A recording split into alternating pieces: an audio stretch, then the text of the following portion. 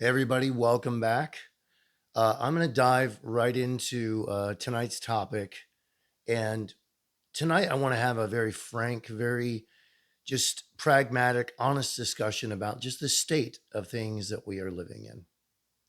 I've noticed in the comments, and I also notice when I'm having discussions with people all the way across the board, the different stances that people have, and that there are still many out there that still believe that we're a part that they hold to the two-party system ideal, still believing that somehow we're going to vote our way out of this mess. And let's just ask some brutal, hardcore, honest questions. One of the major things is with everything the way that it's been happening over the last several years, what is the end game? But before we get to that, let's ask a couple just straightforward, honest questions. How many of you have noticed with this whole drama, this whole play that we're presented with government, with big businesses and industries and everything, and the two parties battling it out constantly, that we get dragged into the drama of all of it over and over and over again through different news outlets, all sorts of mainstream media. How many of you notice, especially year upon year upon year, with all of that fighting and struggle, for all of the rest of us, nothing ever improves? Now, let me clarify. It's not that I'm expecting the government's actually going to improve anything. This is just taking a very honest, straightforward approach of let's ask the hard questions. Why does nothing improve? Because there are still people out there that just don't get that. Why does nothing actually improve?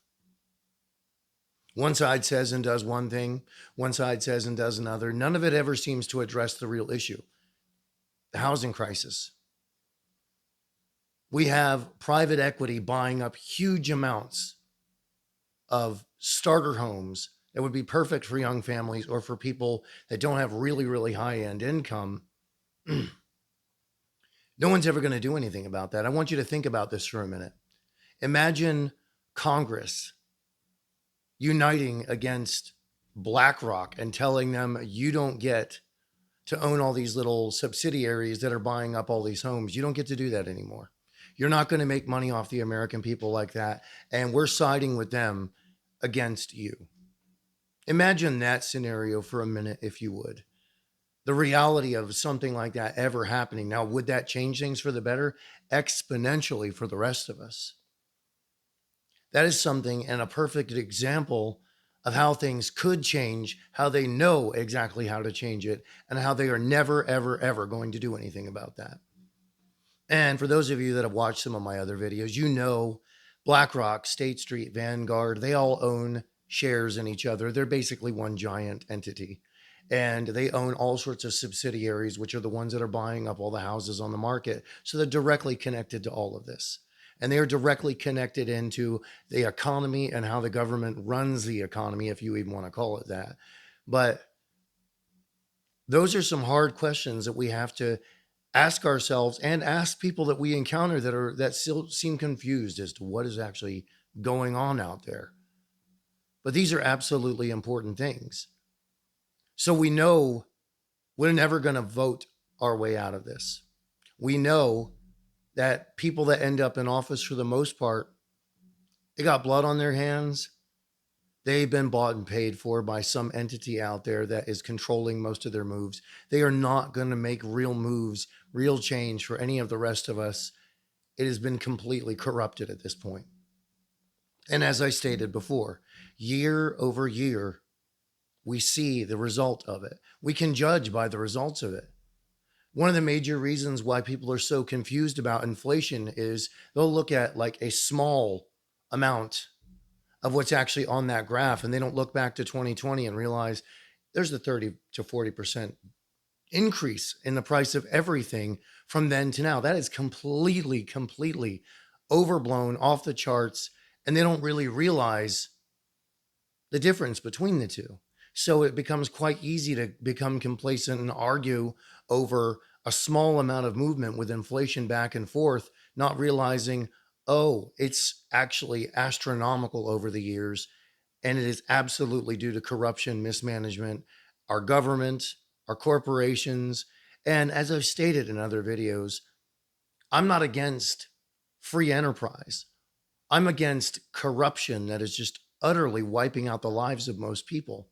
Even the dream of being in the middle class, which I mean, many could argue was probably always to some degree a dream, just kind of uh, seemed on some surface level more realistic over the years. But even that is just completely gone. Most people that I'm interacting with in the comments, most people that are sending me things through my email, I mean, they are struggling. They're absolutely struggling. And what I've noticed is that with the job market, and this is something that another person has put forth as a as sort of a theory, but the job market is shifting in a way to where eventually they're going to have cut so many jobs and so many people will be out of work by the time they try to bring you back and they offer you some reduced rate salary. You're going to take it even if it's 50% less of what you had before, because you've been without a job for so long.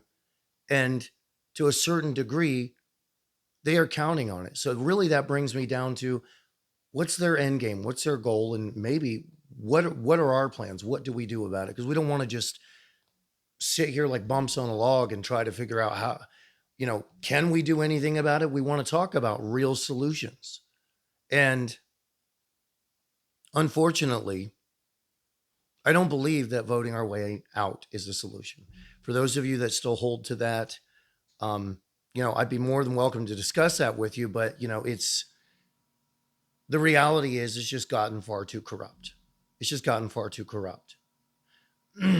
But the end game, I believe, ultimately being the eradication of anybody who has any real clout to receive a certain amount of paycheck. We don't have a competitive market to where companies, industries here in the United States, to where you can get to receive that amount. Now, for the most part, that means a lot of people are going to have to figure out ways to start businesses and go completely another route or something like that. That's certainly a possibility. Trying to find some way to start an online business, something that you do or create or something that you are good at that you can then shift over and do that while you're still working your job, because you can't count on them to have loyalty to you while you're giving all your loyalty to them. You just can't. So I'm curious as to what some of you guys are doing, what some of your thoughts are about this. But my thoughts are their end game is to reduce us to a point to where, generally speaking, America, Western countries all become the working poor. We have no leverage to get decent paying jobs while the super elite and super rich become even more wealthy and have even more consolidation of power. That's where I think that we're heading. I know some people might think that that is a conspiracy theory, but I feel like over the years, this proves itself to be right more and more and more. So, as always, I want to hear your thoughts in the comments below. Tell me what you think. Tell me what you're doing to survive this. Are you doing side hustles? Are you starting businesses? Are you doing whatever you can to get past this and find a way to where you're not relying on a job in this job market, because it's becoming increasingly precarious for most people. So I'm going to leave it with that. And I hope to talk to you all again soon. Have a good night.